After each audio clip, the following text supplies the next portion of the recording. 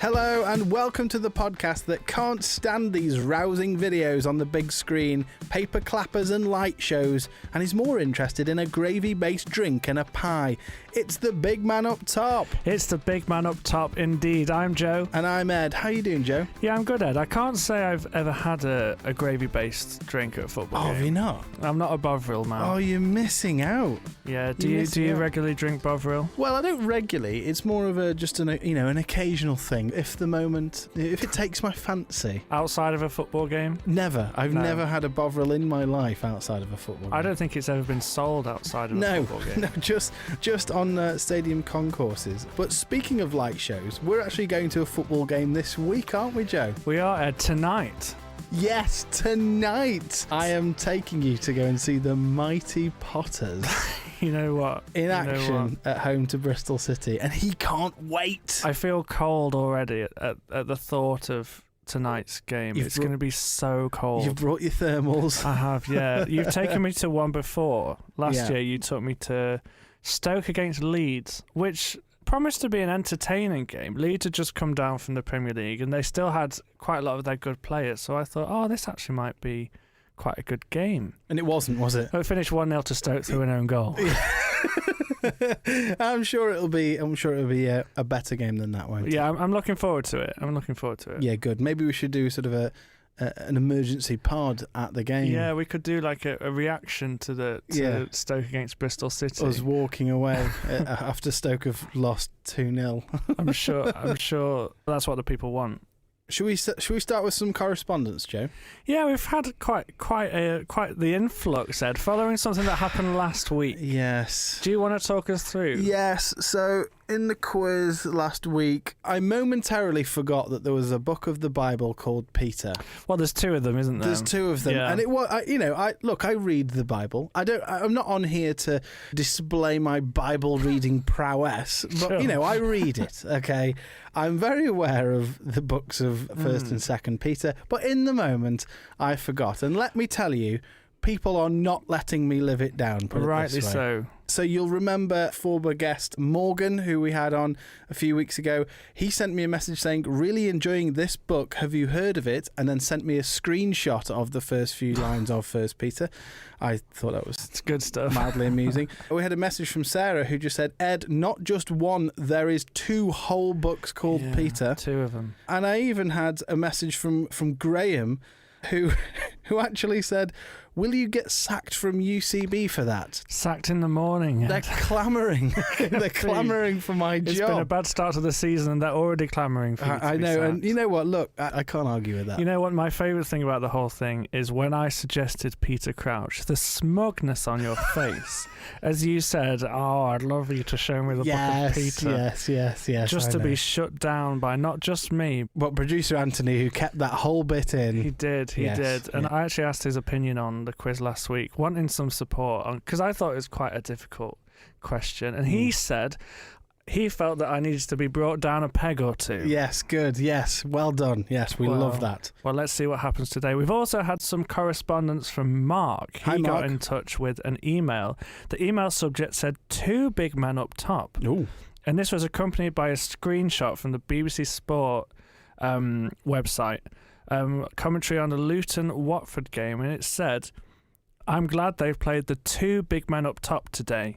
Morris and Adebayo have won everything up front. And Mark says, thought you'd appreciate and agree with this insight from Leon Barnett. Every team and every podcast needs not one, but two big men up top. Two big men up top. Is that us? Are we the two big men up top? I'd say so. It's not something you see often, is it? Two big men. No, it's not. But look, we're all for it. Yeah, let's do it. I mean, I can't ever see a situation where there'd be three, but two definitely feels maybe like overkill. But look, we're here for it. Thanks for your email, Mark. And you can get in touch with the show at podcasts@ucb.co.uk.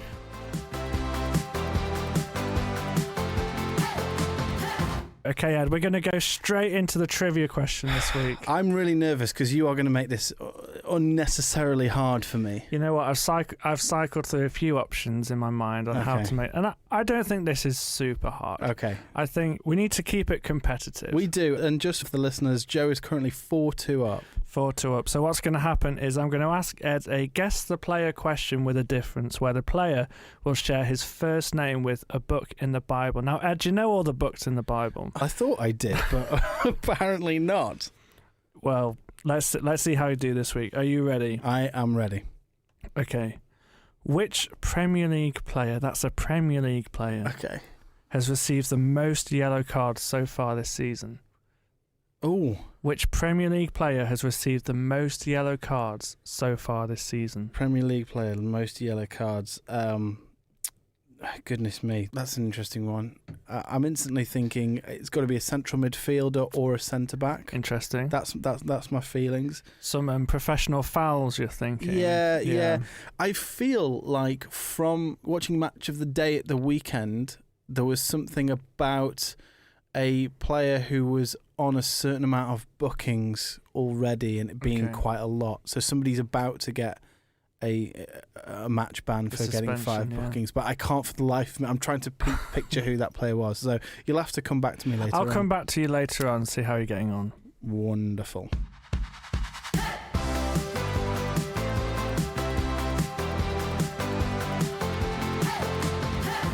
So did you catch much of the football at the weekend, Joe? I did, actually, Ed. I actually had the weekend to myself. My wife was away in London, so I thought, obviously I'll miss her very much. But amazing. Saturday night, I thought, I'm going to get a takeaway. Mm-hmm. I'm going to do a face mask. Right. So I got myself a...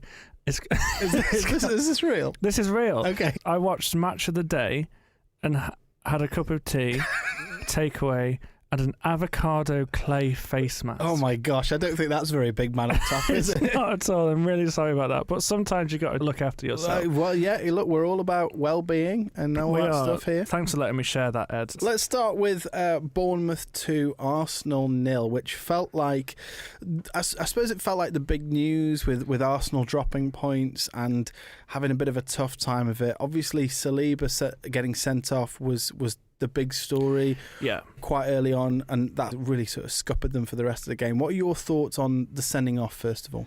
My initial thought was, that's harsh. Yeah. He's so far out. But he was through on goal. There's been a lot of chat of, Ben White would have caught him. He's a fast player. Yeah. But I don't think that can be taken into consideration with this. He was so far away. And I think, if I remember rightly, the way... Because the striker was in an offside position, wasn't he? But it was a ball knocked back by the Arsenal player. Yeah. It was a quite bizarre back pass from Trossard. Yes, that was it. And I think, like, to be fair, if you as a defender are happy being out of position and keeping the striker behind you, he's fine, he's in an offside position, you run the risk of an errant back pass resulting in exactly that situation. And it was clumsy more than anything. But you're absolutely right. If he doesn't do that, he is likely through on goal with a 1-on-1 chance. So I think he's got to go, really. I think it's fair. I think this has been Arsenal's season so far. You know, they haven't dropped a point when they've finished a match with 11 players. The only time they've lost or drawn is when they've had a man sent off, which you could say that's kind of an excuse for losing. But all 3 sending offs they've had have all been very avoidable. And also, you could argue that playing that game 1-0 down with 11 men would have been a better situation for them to be in than play the whole of that game with 10. I thoroughly enjoyed seeing Howard Webb texting. Oh, excellent. And obviously, he's clearly not texting send him off. But it just had that whole look of it, and it was great. I loved all the chat. I just think you're Howard Webb.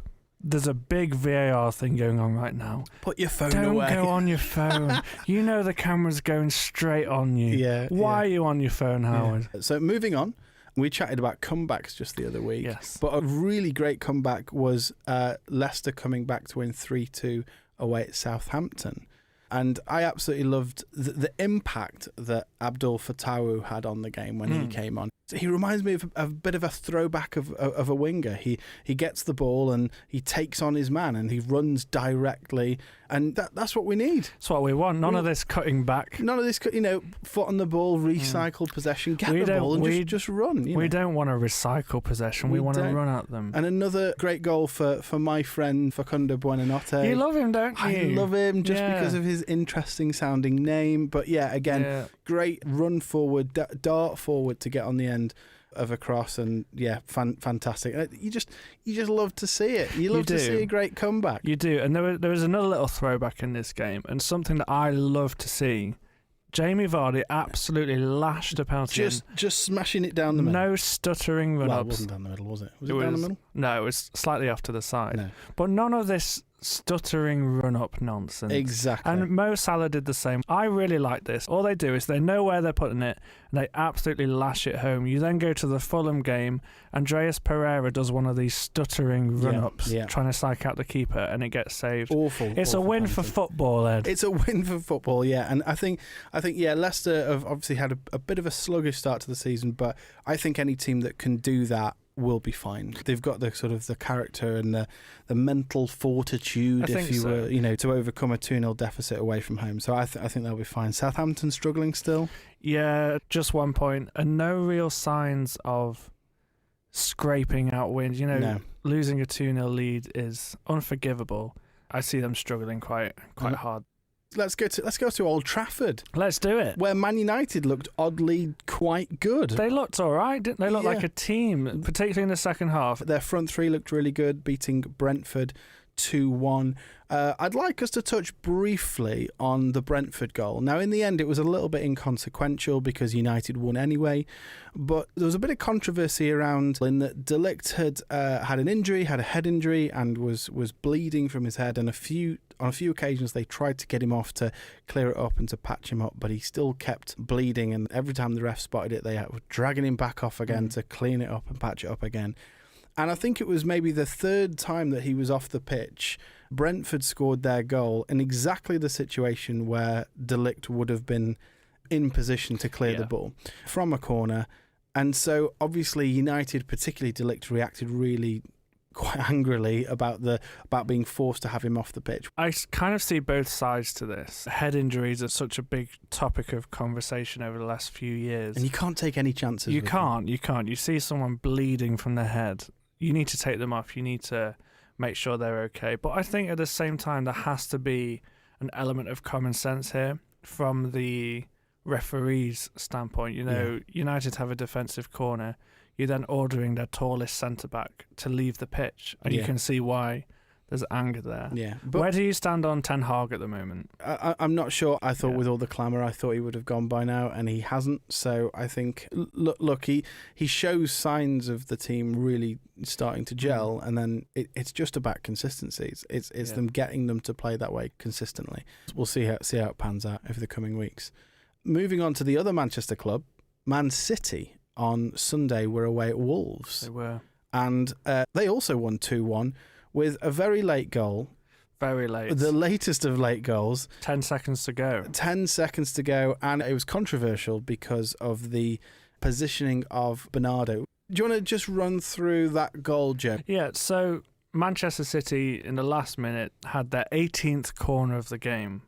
Bernardo Silva is on the goalkeeper, Jose Sarr, and he's interfering a little bit. I don't think he's fouling him in that point. The ball comes in, Bernardo runs away from the goalkeeper, and John Stones heads it in. Which, look, is fair enough. And I think, for me, we had a rather feisty Sarah Hine in the office. Wasn't happy when I claimed that City got lucky by being allowed this goal. I think what I would say is that by the letter of the law, it was correct as it stands. I do agree that Bernardo wasn't interfering with the goalkeeper. By the time the header comes in, he's away from the goalkeeper. What I would say is, for me, in the build-up, the stuff that Bernardo is doing, the standing, for me, that's obstruction. He wants to have a run and jump and catch the ball as it comes in, and he can't because of the position of Bernardo. But it's not even just like he's standing there. He is actively moving to be in his way to block him. And I think that's obstruction. I think that shouldn't be allowed. Maybe by the letter of the law, it's fine. But I think that's part of the game now. You see every team do this. It is. And in that situation, it's just a big part of the game where you will have a player that interferes with the goalkeeper. They won't foul them. They'll just be a bit of a nuisance around them. Well, and I think that's my point, is I don't think it is a foul by the letter of the law. I think it should be. Well, why don't you send Howard Webb a text? I'll send Howard Webb a text. Moving on to the game that I'm sure you were most interested in. Liverpool 2, Chelsea 1. It was a weekend for 2-1s, wasn't it? Now, there wasn't a lot of chat about this game. I thought generally Liverpool looked comfortable without being outstanding. I thought Chelsea were a bit... The big thing for me was Palmer. I thought that Palmer was just largely absent. Really. Ineffective, yeah. Yeah. One thing that I wrote when I was making my notes about this game, secondary celebrations. I hate them. Jackson's goal in the first half, the flag went up for offside, didn't it? And the on-field decision was offside. The VAR had a look, determined he was onside. There wasn't really a celebration at the time. No. So the players have all just sort of stood around waiting for it to go on the screen, and then it says goal awarded, and then the players run around, run to the away end. That's what I don't like. No, it's not right, is it? No. For me, if that's how you score a goal, it should just be a quiet little fist pump. Just a little fist bump. Get in, okay. Not all run to the away fans. You can't engineer that atmosphere, right, So you saw a similar thing in City Wolves, though, didn't you? You saw City celebrate a goal, Wolves then celebrate the goal being disallowed offside. Then City celebrating again, a third celebration. Yeah, look with the VAR. Let's just have one. Let's have one. Yeah, you're allowed one celebration. Yeah, no good. But Liverpool doing okay. How are you feeling about Liverpool at the moment? Well, what I would say about Arne Slot, he's worked wonders with my blood pressure and my stress levels. Under Klopp, it was so chaotic. It was called heavy metal football. You'd go all in, and it was great to watch. But it was stressful. You don't need that in your life, do you? You don't. You just want to be sat back with your avocado face mask on, just chilling, don't you? What was your takeaway? Pizza. Okay, fair enough. Yeah. I thought you were going to say, you had Japanese or something. Oh, Japanese. Yeah. No. Some sushi. We're going to finish with Tottenham 4, West Ham 1. A bit of a stuttering start for Spurs, but they really came out strong in the second half. Ange showed his tactical prowess, didn't he? Yeah, I think that sub changed the game completely. I can't remember that many times seeing him make a sub that's changed the game like that. It was good to see. Obviously, Spurs bouncing back from quite a calamitous comeback against Brighton 2 weeks ago. I think the international break came at a good time for them, and they look good. I think it's interesting that we finish on Tottenham and West Ham, because I think Ange and Lopetegui are sort of highlighting a discussion that we want to have today. Yeah. In talking about the sort of relationships with the media. I feel like Ange has been a bit of a darling to the media. He's courted them, hasn't he? And the journalists all love him. Bit of a different story for Lopetegui. Obviously, the discussions about how long he's got at West Ham. But you had a chat with Rob Westall, didn't you? I did, yeah. I thought it would be interesting to sit down with Rob. So he does some work with us here at UCB. But before this, he was a sports journalist with the BBC. And I thought it would be interesting to have a chat with him about what it's like being part of the football media around conversations with managers. What are the protocols? Like, how do you do this? How do you kind of get your work done? Rob, thanks so much for joining us on The Big Man Up Top. How are you doing? Yeah, I'm very well indeed. Thank you for having me. You're very welcome. So you present on UCB One. You are the Saturday Breakfast Show presenter, and you are a news journalist as well. Yeah, well, I started off in newspapers in South Wales, and then I got a job at the BBC and worked in radio, and then did a bit of marketing, and then I was full-time in the ministry after that then. So working for the BBC, I think our listeners would be fascinated to hear a bit about what that was like. What did the day-to-day look like as a BBC journalist? So I started off in news, so I would cover politics, and I researched on their two really big news programmes, Good Morning Wales and Good Evening Wales. And then I went on the bulletins desk, so I was doing the news, and the head of sport liked my voice. I got recommended to him. So they said, would you like to look at potentially doing some commentary? So I started down that role. I'd go and watch Newport County quite a lot, and I'd basically go alongside the existing commentator, and I'd record dummy commentary, learn the ropes off them, speak to some players I used to idolise growing up, which was quite cool. They were the pundits. That was awesome, seeing the behind the scenes of that. And then they unleashed me for my first match, and it was my big break. So I was going to be the commentator for that game, and it got called off. I never got the chance to do that again. So then I was covering the Welsh clubs in the Premier League along with some colleagues, and we'd go to matches, we'd write live match reports, interview the managers in the week leading up and obviously afterwards and things like that. And some of your listeners will be familiar with the live on a Saturday. They've got a live sort of page where they've got people such as myself at the ground commenting on stuff that you wouldn't really see or recognize, sort of giving you a bit of flavor of what it's like to be there. But it was cool because you get to sit by pundits of Five Live and people like that. So Steve Claridge, I sat by him once. I didn't have a clue what formation Ole Gunnar Solskjaer was playing for Cardiff City at the time. I don't think anybody did during his tenure, to be honest. And I said, Steve, what are they actually doing? So he gave me this fantastic expose of the formation, which made it onto the BBC Live page that day. Brilliant. But that was just as interesting as watching the action on the pitch. Was you'd see legends of the games. Trevor Francis was in the ones, and I was just in awe. And there were some co-commentators on BBC Wales, players I'd watched when I was a youngster, who then I'd listened to because they covered my team. Former Welsh and Crystal Palace striker Ian Walsh. He was a bit of a legend, but he was so nice, and he was everything you'd hoped that he would be, because sometimes when you meet your heroes, it doesn't always go to plan. Yeah, we were speaking a couple of weeks ago about that whole balance between, obviously these are your heroes, but you are there in a professional capacity. How do you balance that of, oh, I really respect you as a person, but I'm also here for work? Well, I mean, to be fair, everyone's very professional. However, I would say the pre-match press conferences, a manager is not a comedian. It's not a professional comedian at all. Some of them aren't even funny. But if they make a joke, no matter how rubbish it is, everybody laughs like it's the funniest thing that they've heard. So I lived in Swansea, right? So I'm a Cardiff fan, living in Swansea, covering all the Welsh clubs. It was my first press conference at Swansea. And I knew the press officer. I said, oh, can you give me a scoop? Have you got anything? He used to work for the newspaper I used to work for. And he said, oh, Ashley Williams, the captain of Wales, has just signed a new deal. And I was like, oh, thank you so much. That's awesome.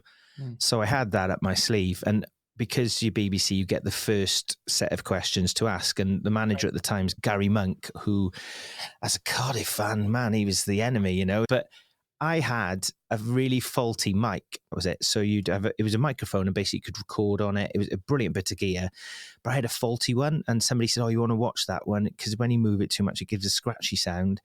And obviously, if that audio is corrupted, it's going to be unusable. So I took 2 other devices with me. I had a BBC-approved app on the one phone. I had my earphones in, and you know, it was fairly funny, I suppose. And he goes, oh, what's he doing? Recording on an iPod? He's listening to music. He's not even listening to me. And everyone laughed. And it was funny, but it wasn't that funny. So everyone laughed really loudly. And I went, yeah, Gary, so Captain of Wales has just signed a new contract. Do you want to comment on that? And the look on his face just fell.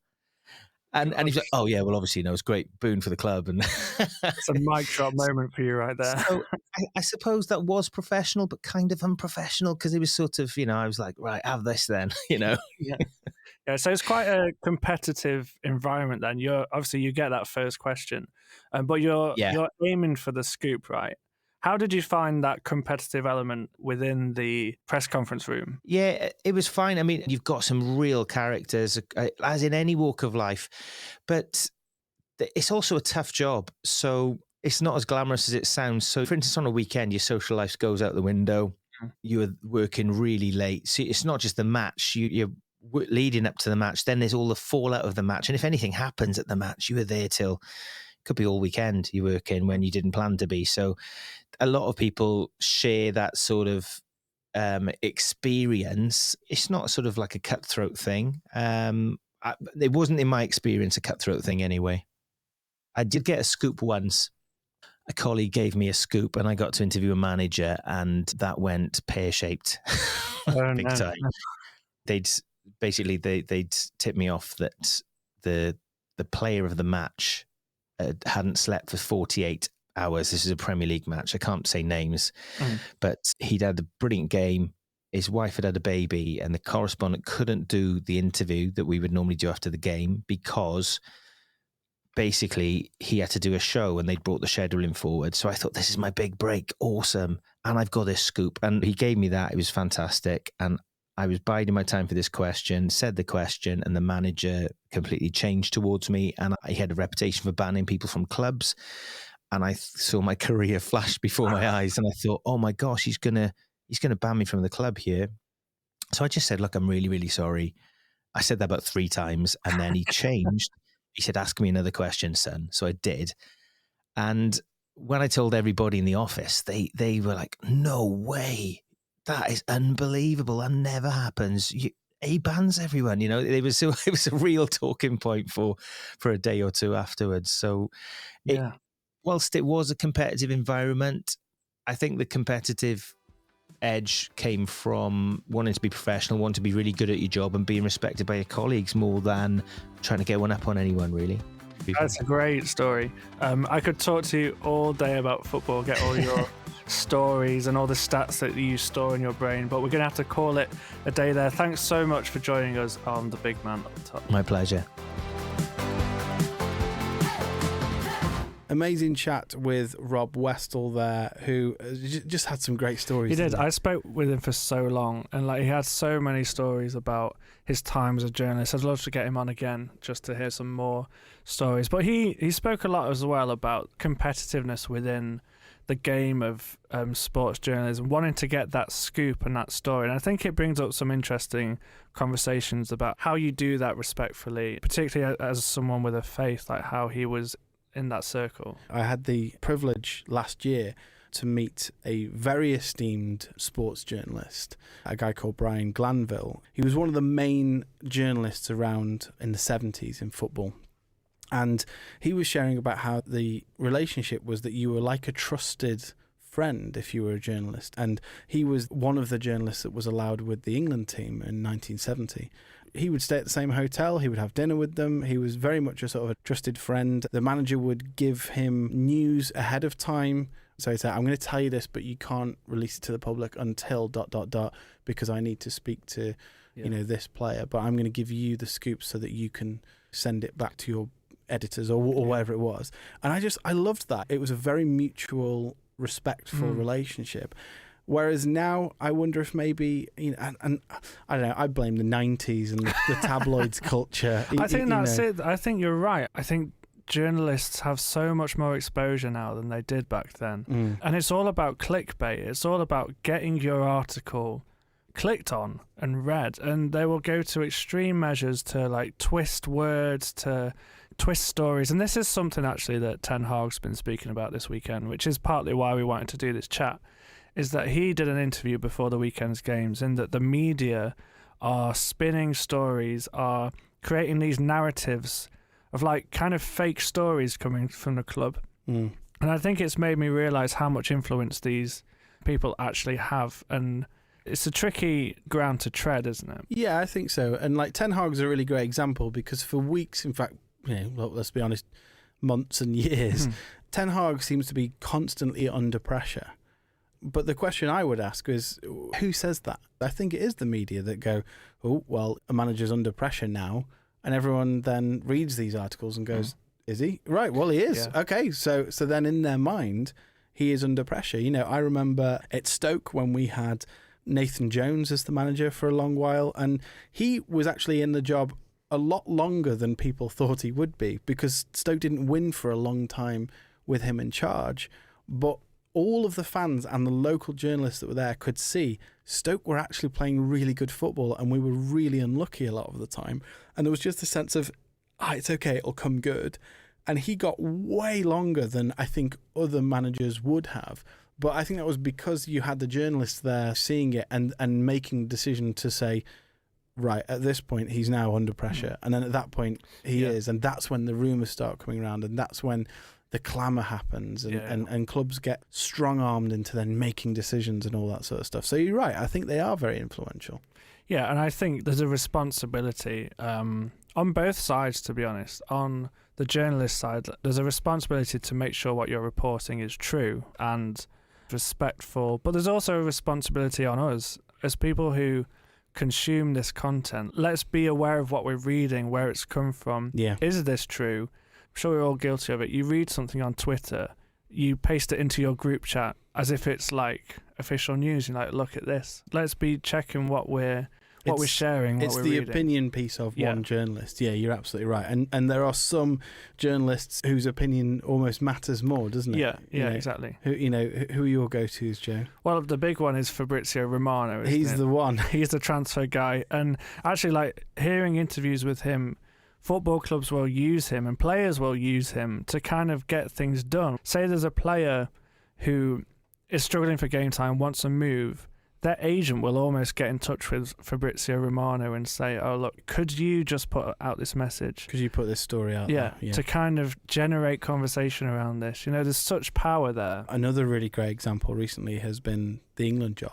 Yeah. So we have Lee Carsley, who didn't get offered the England job. Obviously, that was offered to Thomas Tuchel. But Lee, he'd done quite well with England on the pitch for that first camp. And then it came to the Greece game, and it all seemed to sort of go a little bit wrong. Not just on the pitch, it seemed to go wrong off it as well. And he was giving some very bizarre responses in press conferences. But I think what came out from the press was very much Carsley's not up to this job in terms of the facing the media perspective.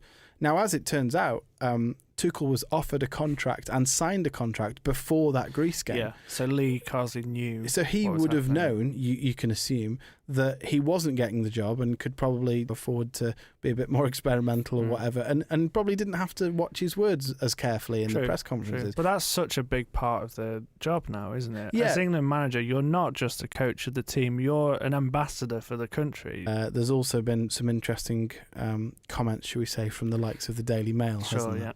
Yeah, so they put out an article last week, almost breaking the news. So big story, Tuchel is going to be England manager, but they led with the fact that he is German. They put the words German in capital letters, and a quote from the article here is, "A dark day for English football. A German has been appointed as the English manager." And again, like, says who? As far as I'm concerned, I think Tuchel's a great manager, and I personally could not care less whether he was German or English or wherever. I just want somebody who's a good man and good at their job and all that sort of stuff. But you're right, these journalists have a lot of responsibility, and we are effectively we're in that sphere as well, Joe. Because obviously the point of this podcast is we want to be talking about issues within the game from a Christian point of view. Yeah. And I think this is something that we need to be having a voice on. Yeah, I think so. I was thinking about this, and I think there's two angles here. I think we need to look at this from the viewpoint of the journalist, but I also think we need to look at it from the viewpoint of the manager as well.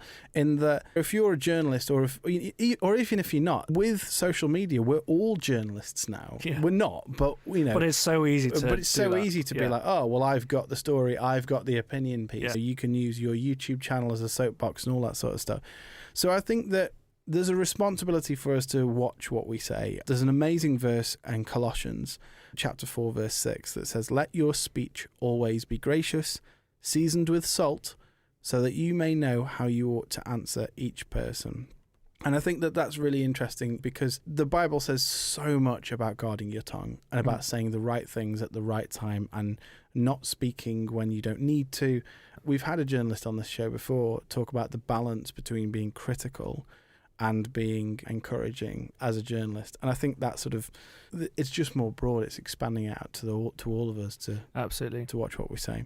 And I think actually there's a lesson to be learned here from the point of view of the manager in terms of taking courage when all things seem to be against them. And again, the Bible says an awful lot about what we should be doing when it feels like people are against us, when people are speaking bad words against us. Now, again, for context, we're not talking about what to say or how to feel when the country's press are criticising your formations. But the Bible talks a lot about how we should take courage and take strength. A verse in 2 Timothy says, "For the Spirit God gave us does not make us timid, but gives us power, love, and self-discipline." And I think like that for me is almost like the perfect combination for a Premier League manager, to have that strength of knowing, okay, I know what I'm doing. I know my abilities and confidence in that. Love, which is to treat everyone with grace and with dignity and speaking self-worth into people, into players, into the other journalists in that press room.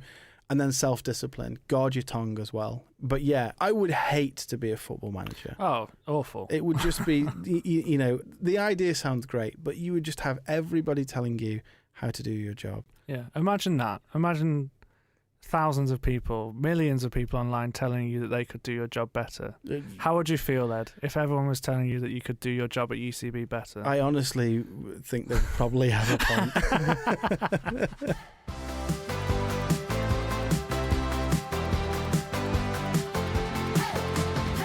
So, Ed, you've had enough time now to think about your trivia question. Shall I give it you? I haven't thought about it at all. Well, we've been chatting about other things, haven't we? We have a little bit. Yeah.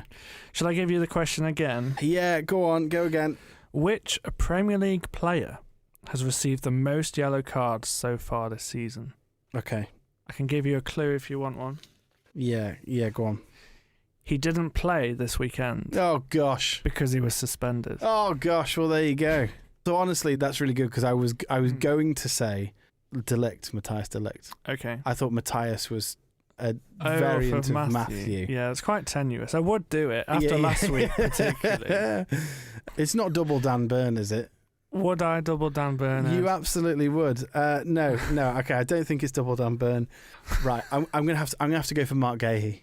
Oh, I thought you had it then. You got the right first name. You got the right book of the Bible, which is good from you. You've got a book of the Bible. At least. Yeah. Okay. The answer is Mark Cucurella. Oh, come on. 5 bookings so far this season. I was Didn't play against Liverpool. I was never getting him. Oh, well. Never getting him. So we're still on 4-2, Joe. Still 4-2. Oh, goodness. A stalemate at this point. Bit of a stalemate, isn't it? I'd be really interested to hear from our listeners to see how they're doing. So please get in touch and let us know how you're doing in the quiz too. That's all we've got time for this week. Thank you so much for listening to The Big Man Up Top. If you want to get in touch with the show, please do send us an email to podcasts@ucb.co.uk. Please follow, subscribe, give us good reviews, all that lovely stuff. This will help us to get the word out. And if you've enjoyed this, tell your mates. Also, a huge thank you to our producer, Anthony Selamat-Webb, for all his hard work behind the scenes. And there will be a new episode next Tuesday. Up the Potters. Are you looking forward to it, Joe? Oh, I'll let you know. Okay. See you next week. See you next week.